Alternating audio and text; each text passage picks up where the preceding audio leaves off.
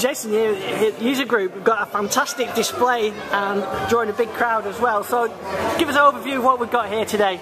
Right, so we've got kind of a random selection really. There's no particular theme to what we've got, but we've just got some classics here. So the Atari 2600 games console, Pong, you've got to have Pong. Yeah.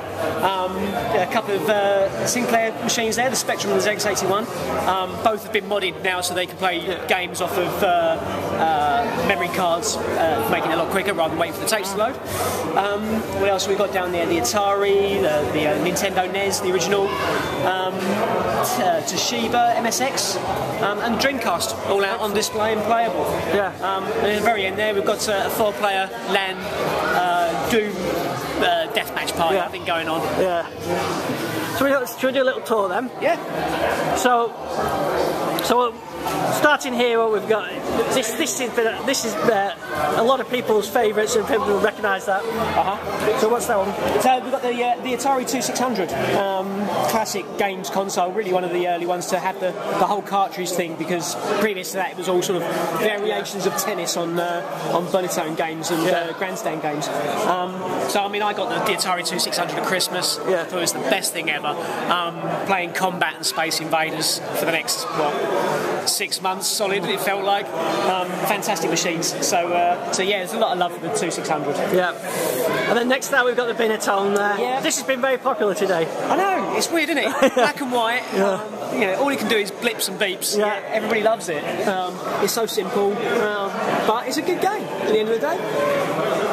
Yeah, absolutely, it's been popular. And then next to that one, we've got my personal favourite, the Spectrum. The Spectrum, yeah, absolutely. So that's got a slight modification on it as well. Yeah, we've got Divide hanging off the back of it. So we've got a compact flash card with I don't know how many games, hundreds of games on there. Just you can use the menu, load up a game, and there it is instantly. Because nobody's going to wait around for tapes to load anymore. So it just makes it really accessible. So it's still an original Spectrum, just with a bit of modern stuff hanging off the back. Excellent. Is that the composite mod as well? Yeah, we've composite modded that and the Sinclair ZX81 as well, so that you can just get that better picture and use more modern screens. So the ZX81, my first computer, which I've still got one. Looking very good there in the grey and black screen. That's probably the best we'll get from that today. So yeah, it's good to see that there. One of the computers that started off in the UK almost. Yeah, well, it was what was it? Sort of 79, 89 pounds, something like that. So you know, it's Clive doing what he does best, and it's bringing computing to the masses at a price that people could afford. Yeah. So no, we owe a lot to the Spectrum, the ZX81. Yeah, absolutely. So that one's had a mod as well, same thing. Yeah, exactly the same. So we've got a composite cable coming out the back there, straight into the screen. Yeah. So moving down, we've got some games consoles here. Yeah, bit of a jump along. We've got the NEC Turbo Graphics. Brought that along because it's a bit more unusual. Yeah, I've not seen them. So yeah, I mean they're pretty good machines. I mean they're just they weren't that popular unfortunately, but I like them. And I just love blazing lasers on it. A good shoot 'em up game, can't beat it. And then we've got here something a bit more familiar. Atari 600. So we've got a few different cartridges there for it, Star Raiders, Defender, and Donkey Kong in there at the minute. But yeah, good old Atari games. Yeah, and then next another familiar face. Yeah, this one's been popular as well. The Nintendo NES. Yeah. So what year would that have been? Late 80s was it? It was I think it was early 80s, 85 I think or something. Can't quite remember, but yeah, it's getting on a bit now. Yeah, I suppose. It's still working on really well. Yeah. Tetris. Yeah. And they could have some Tetris on music. Yeah. And then Mario on there as well.